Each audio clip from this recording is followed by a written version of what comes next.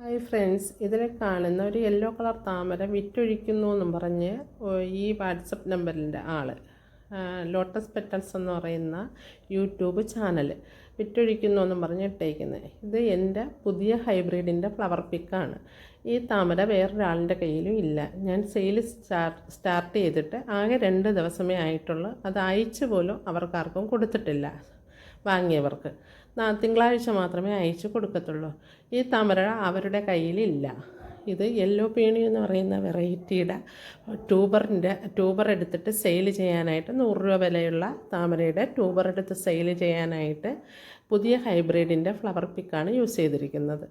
ഇത് ഇന്ന് തുടങ്ങിയതല്ല. പല പ്രാവശ്യം എൻ്റെ പുതിയ ഹൈബ്രിഡുകളെ കോക്കിനോ എൻ്റെ ഹൈബ്രിഡാണ്, അതിൻ്റെ എടുത്തുകൊണ്ട് പോയിട്ടുണ്ടായിരുന്നു ഫ്ലവർ പിക്ക്. ദിൽസ എന്ന് പറയുന്ന വെറൈറ്റി എൻ്റെ ഹൈബ്രിഡാണ്, അതിൻ്റെ എടുത്തുകൊണ്ട് പോയിട്ടുണ്ടായിരുന്നു. കൃഷ്ണ എന്ന് പറയുന്ന വെറൈറ്റി എൻ്റെ ഹൈബ്രിഡായിരുന്നു, അതിൻ്റെ ഫ്ലവർ പിക്ക് എടുത്തുകൊണ്ട് പോയിട്ടുണ്ട്. അന്നെല്ലാം ഞാൻ ഈ പെണ്ണിനോട് വാണിംഗ് ചെയ്തതാണ്.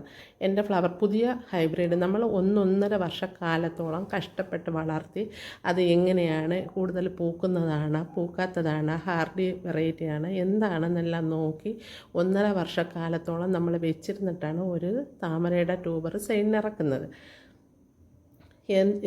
എത്ര പ്രാവശ്യം പറഞ്ഞാലും അവർക്ക് മനസ്സിലാവില്ല. നമ്മൾ ഫ്ലവർ പിക്ക് സെയിൽ പോസ്റ്റ് ഇട്ട ഉടനെ അന്നേരം തന്നെ ആ ഫ്ലവർ പിക്ക് മോഷ്ടിച്ചുകൊണ്ട് പോയിട്ട് 100 രൂപയ്ക്ക് സെയിൽ ചെയ്യുന്നതിന് പകരം ഈ ഫ്ലവർ പിക്ക് ഇട്ടുകൊണ്ട് സെയിൽ ചെയ്യുകയാണ് ചെയ്യുന്നത്.